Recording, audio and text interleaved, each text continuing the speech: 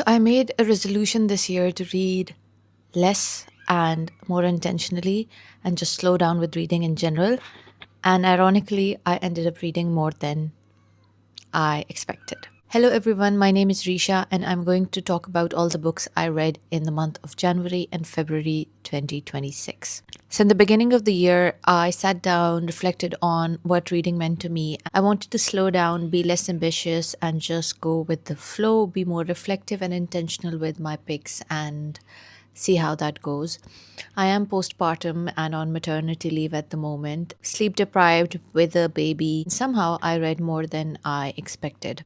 The books I've read so far are definitely very different than my usual reads.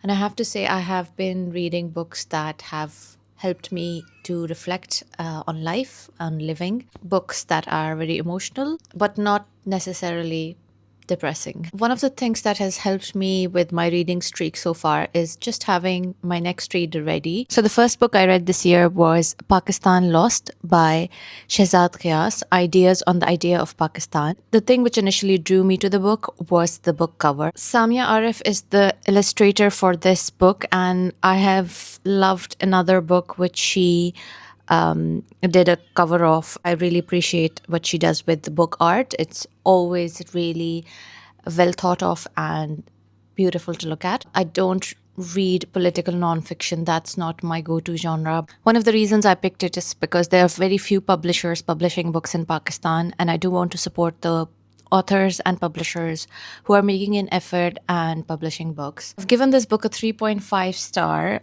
Political nonfiction is not usually my go-to genre. What first drew me to this book, honestly, was the cover. I loved the color and design, and sometimes that is enough reason to pick up a book. I had also heard about Shehzad through my husband who listens to his podcasts, so I was curious to finally read his ideas. Pakistan Lost is a short book divided into two parts. I enjoyed the first half more. Shehzad questions many of the narratives we were taught in Pakistani social studies books, and I appreciated that. I agreed with much of his critique, especially around the role of religion in the creation of Pakistan and how minorities have suffered because of it. That said, the writing style did not always work for me. At times, it felt like a quick summary of Pakistan's history. While that's not necessarily a bad thing, it did lack depth. One of the main themes of the book is the role of the establishment and the army in damaging democracy. Shehzad puts much of the blame there and presents politicians, including Imran Khan, as operating under establishment control. I largely agree with this argument. However, I found the chapter on Imran Khan somewhat inconsistent. It focuses heavily on corruption allegations against him, without giving the same attention to other political parties in the previous chapters, which weakened the overall point for me. The final chapter also felt disorganized.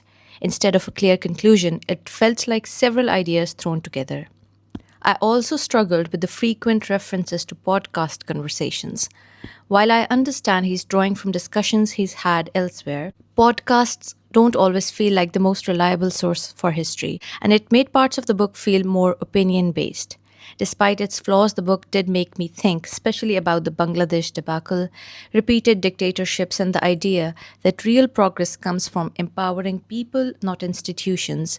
I also strongly agreed with Shehzad's point that nationalism shouldn't erase regional identities. Those were some of my thoughts after I finished reading the book. I would say this book is really useful for Gen Z, like anybody who hasn't been exposed to the reality of what the past holds for Pakistan needs to have a quick look at this book because it's like a quick snapshot or summary of things you need to know about the history of Pakistan.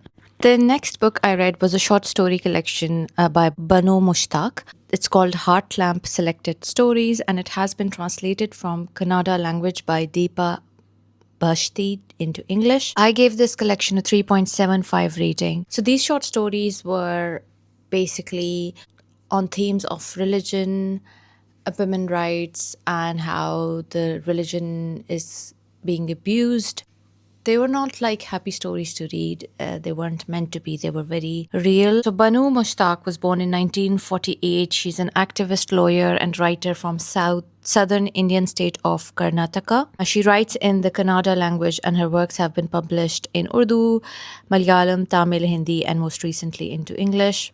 I picked this book up because it won the International 2025 Booker Prize Award, and it is the first book to be nominated, originally written in Kannada. I'm gonna again go through my review because I did leave like an in depth review on Goodreads. This collection of 12 short stories by a South Indian writer translated into English is heavy and unsettling. From the very beginning, the tone is bleak and the emotional weight of the stories remains unchanged throughout.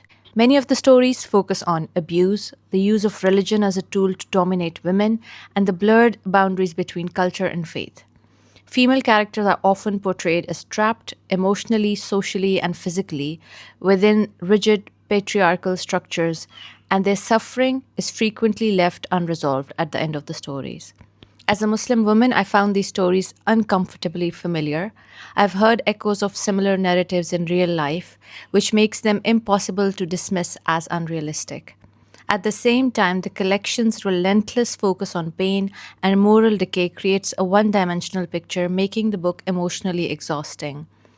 Structurally, it also suffers from repetition, especially in the first four stories. That said, I do believe these stories need to be written and told, as they give space to voices that are often ignored. For that reason, despite my reservations, I have rated this book 3.75. A favorite quote from the book is: "The coping mechanisms we devise, the solutions we find, and the adjustments we make around men are survival strategies nurtured across generations. The particulars may be different, but at the core is the resistance to be controlled, tamed, or disallowed the exploration of our full potential." The next book, which I finished in January, was it January that I read it in? Yes. The next book, which I finished in the month of January, was The Vegetarian by Hong Kong, translated by Deborah Smith. This is a very famous book. I have obviously seen it a lot on the internet for a couple of years. I was intrigued by the title. I'm not a vegetarian, but I was just intrigued by the title. I have to say, the title isn't necessarily what the book's core idea is. So this was a short book. I read it as an ebook again, and I've given it a 3.75 as well. Again, I'm going to go to my book review because I had a lot of thoughts after reading this. I do think if you're reading a lot of books one after the other, they do tend to merge in your mind a lot. I'm glad I've written down my thoughts after finishing each book because it's easier to share them looking back.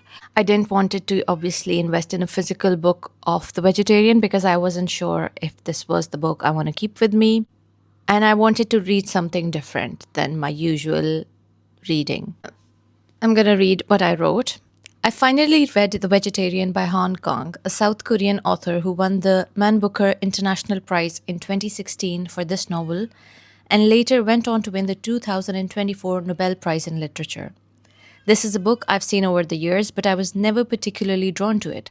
When I noticed it was available through my library as an ebook, I decided to give it a try and ended up finishing it in less than 5 hours. It's a short, very readable novel divided into 3 sections. Each section is told from a different perspective, and we never hear directly from the main character, Yong-hai. Instead, we see her through the eyes of others. The first section is narrated by her husband, the second by her brother-in-law, and the third by her older sister. Young-hai's thoughts do appear sporadically throughout the book. I struggled a lot with the first 2 sections. Both are told from male perspectives, and I found them deeply disturbing, sadistic, cruel, and intensely sexual. The sexual imagery in particular felt excessive and at times unnecessary. The third section completely changed my experience of the novel. Told from the perspective of Yong-hai's older sister, it was by far the most compelling and grounded part of the book. She is a woman who constantly tries to hold her family together while quietly falling apart herself. The book raises questions about mental health, trauma, whether our dreams and inner thoughts define who we are, etc. Hong Kong leaves the fate of the main character open to interpretation, allowing the reader to decide what ultimately happens to Yong-hai. Overall, The Vegetarian tackles complex themes in a unique and unsettling way. It is thought-provoking, strange, and heavy. However, I couldn't fully enjoy it due to the disturbing sexual content in the first 2 sections, which felt extreme rather than realistic. I have a lot of favorite quotes from the book. This book definitely had like beautiful language and is quote-worthy. So the next book I read was A Very Easy Death by Simone de Beauvoir, translated by Patrick O'Brien, and the introduction of the book was by Ali Smith. I rated this book the highest, 4.5. I really loved it, honestly. This was my first time reading Simone de Beauvoir, and I had no idea who she was before I picked up the book. The introduction by Ali Smith was really good. It hooked me, and I was intrigued enough to go ahead with the book. The translation itself felt a bit clunky, and I'm sure reading it in French would be way better. So Dubois writes about the final month she spent with her mother before her death. I don't think this is really a spoiler because this is what the book is about, her mother's death.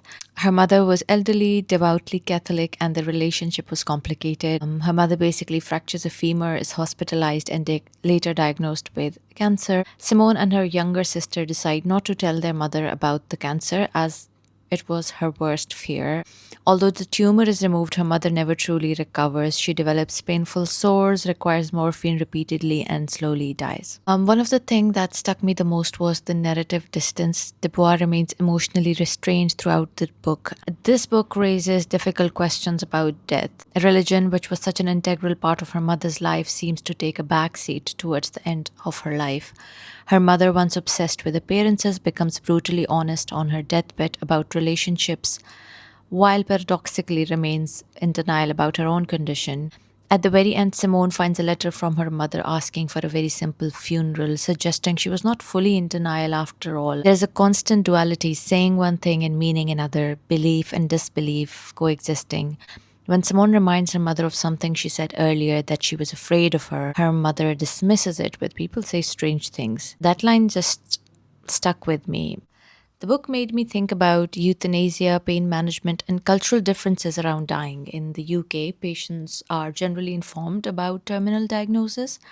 Hospice care is available, pain relief like morphine is accessible, even though euthanasia remains illegal. In contrast, in Pakistan, where I'm from, families sometimes choose not to tell their parents or their loved ones about their terminal diagnosis, believing that they won't be able to cope with it.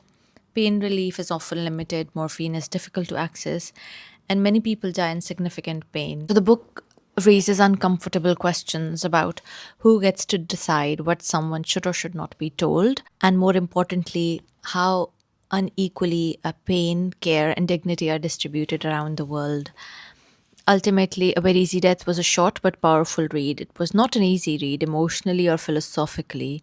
It reinforces the idea that death is never truly easy. Whether it happens in a hospital, in a hospice, suddenly or violently, even when death is expected, it still arrives as a shock. I'm not sure if I'll read other books by this author, but there was another book mentioned in the introduction about her relationship with her mother, which sounds intriguing to me. This was my favorite read out of all the books I read in the last 2 months. I'm just going to share a few of my favorite quotes. My mother, who always said she had no time for books, was nonetheless always interested. Sometimes I thought too interested in what I was reading, as I could be policed by her casual comments. She was passionate and headstrong. Her wounds healed badly.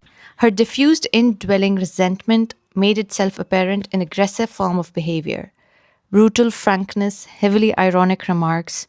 With regard to us, she often displayed a cruel unkindness that was more thoughtlessness than sadistic. So the next book, which I read in February, was Days at the Morisaki bookshop. I have talked a little bit about this book. I read it during my trip in Japan.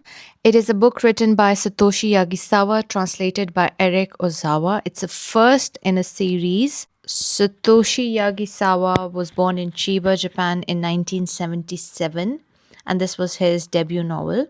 I've given it a 3.75 again. It's a very short novel, and I found it to be calm, easy read, perfect for the end of the day when I was tired and reading in bed during my trip to Japan. This was actually the first Japanese novel I read, so I'm not sure how representative it is of Japanese literature as a whole, but I've heard that shorter, quieter stories like this are quite common. The book has a very cozy atmosphere. It's set in Jimbocho, a Tokyo neighborhood known for its secondhand bookstores, which adds so much charm to the story. I actually ended up visiting Jimbocho after I started reading the book. It's such a cute area full of bookshops, and it made the story feel even more special. The novel follows a young woman who is going through a low point in her life. She ends up staying at her uncle's bookstore, and in the first half of the book, he's essentially helping to save her. In the second half, the role shifts, and she begins trying to support him in return. I really like that balance in the relationship. It's a cute, cozy, quick read. There's nothing particularly deep or dramatic about it, and at times I wish there had been a bit more depth to the characters. But I also understand that this probably wasn't the point of the book. It felt peaceful and comforting, almost like a warm, feel good movie set in a small Tokyo bookstore. Overall, I really enjoyed it for what it was. I'm definitely interested in trying more Japanese authors in the future. My favorite quote from the book, in the end, it doesn't matter if you are related by blood or if you spend years together in the same class at school or the same office. Unless you come face to face, you never really know someone at all. And the last book I've read so far is Mild Vertigo by Miko Kanai, translated by Polly Barton. I actually finished it yesterday, so this should be more easier for me to review. I read it as an ebook. It's a short book, I think 8 chapters in total, but wow, this book wasn't an easy read for me. This is written in the stream of consciousness type of writing style, published by Fitzgerald Publishers, which is always like, I trust them. I trust what they publish. But this book was difficult to read. It's just because you go inside someone's mind, which is full of chaos. I think the way this woman is thinking as well, like it just jumps from observations to everyday to lists to things and deep thoughts at the same time. And it's chaos. And just going inside someone's mind like that is disruptive to my own normalcy. I understand this book is really popular in Japan. And I also understand after reading the book that it must have been a difficult book to translate. I was really excited about reading Mild Vertigo. I've given it a 3-star, by the way. It's a translated Japanese work about the day-to-day life of a housewife, and that premise immediately drew me in. I expected something reflective. Instead, I ended up having very mixed feelings about this book. I don't think I've ever fluctuated so much between ratings. At different points, I felt like it deserved 1 star. Then at other times, I felt like this book deserves 5 stars. In the end, it was a 3-star for me. It was genuinely a love-hate relationship. The stream of consciousness style, one thought leading into another, is actually very similar to how my own brain works. The jumping between observations, memories, random worries, and small daily details felt real. It captured the chaos of the human mind very well. But reading it was hard. The constant shifting made it difficult to focus. There were genuinely important things happening in this woman's mind. Feminist reflections, frustration with domestic life, hints of midlife crisis. But just when something meaningful would surface, it would quickly move on to something mundane or completely unrelated. She thinks about cooking and groceries and how she has memorized every aisle in the supermarket. She notices strands of her husband's hair on the pillow. She remembers her mother telling her to take care of her father, to endure marriage. She overhears conversations on the train about aging. There are powerful insights about how women are expected to hold everything together, the home, the marriage, the emotional balance. But these insights get buried inside long passages.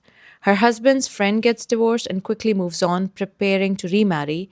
We barely hear anything about the wife, except that the protagonist seems surprised she chose to divorce at 40.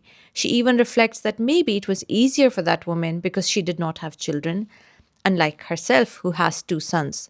There are also brief thoughts about working women versus housewife and how they look at each other differently. These are all powerful ideas, but they appear as single sentences and then immediately shift into something mundane. There's also an extended section describing a photography exhibition comparing 2 photographers in Tokyo, which felt so unnecessary, and I struggled to get through it. I didn't skip it because the protagonist was reading it, and that mattered to her. The book is short, but it felt really long. The lack of structure was overwhelming. I already have so much going on in my own mind. Stepping into someone else's completely unfiltered, chaotic thoughts was exhausting. That said, I do understand what the author was trying to do. The chaos feels intentional. The mild vertigo isn't physical, it's existential. It's the dizziness of routine, repetition, expectations, and quiet dissatisfaction. I admire the idea of the book more than I enjoyed reading it. And from all these stream of consciousness, I was able to find one favorite quote. She found that she was just as busy as ever without really being able to say what occupied her days. And all that formless time, sliced up into sections, slipped past before she knew it. Again, a book I would never have picked a year ago, but I really enjoyed. I mean, I've given it a 3 star, but I still am thinking about it. Apart from this, I started reading a nonfiction, which was The Body Keeps the Score by Bessel van der Kolk. I read about 20% of this book before I had to return it to the library. I have requested a reissue and I hope to read it later. This was a long book, almost like 500 pages. I also finished reading The Book You Wish Your Parents Had Read and Your Children Will Be Glad That You Did by Philippa Perry. I initially started reading it as an audiobook, but then got myself a physical copy to make annotations and notes. I did not really like the audiobook version. Philippa Perry did a self narration of the book, and it just felt a bit preachy, a bit old school somehow. I really enjoyed the book. I've given it a 4 star. I thought it was a very useful read, especially as a new mother. And I have been recommending it to people around me. Like the first few chapters, especially about responding to your baby's needs and building trust, were very impactful, and the emphasis on emotional attunement, connection, and building a secure foundation from the very beginning felt important. I would say the book is worth a read for those chapters alone, particularly for parents of young children.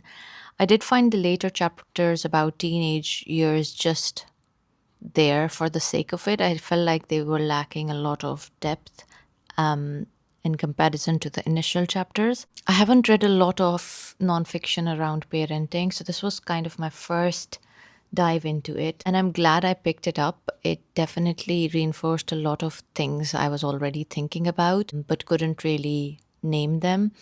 Despite its shortcomings, I would say I still highly enjoyed it and would still recommend it to people who are looking about different ways of parenting. So I finished reading Sweet Bean Paste by Durian Sukigawa, translated by Alison Watts, and I gave this book a 3 star. At first, I was planning to give it a higher rating. I really did enjoy the book. It's sweet, profound, touching, about human connection. But then I just found it a bit flat. The characters weren't very, they were human and yet not. There was something missing about the book, and I don't want to sound really cynical, but I just thought it was too sweet. Ironically, the title of the book is Sweet Bean Paste. So I want to be clear, I did not dislike the book. It was enjoyable, warm, heartfelt. But for me personally, it just felt a bit superficial and it lacked the deeper exploration of what being human means. And I'm craving that deep connection, that those reflective books at the moment. So I guess although it was a pleasant read, it just felt too perfect and not emotionally complex enough. So I guess I wouldn't really recommend this book. It just felt a bit like something was missing. I much prefer books like Mild Vertigo, which, though crazy and, weird, are still making me think and reflect on them rather than a book which was just too sweet and predictable. I quickly want to talk about the children's books I read in the last 2 months as well. So I read The Gruffalo and the Gruffalo's Child by Julia Donaldson. I mean, these are really famous books, and I'm sure everyone has heard about them. I read Lost and Found by Oliver Jeffers.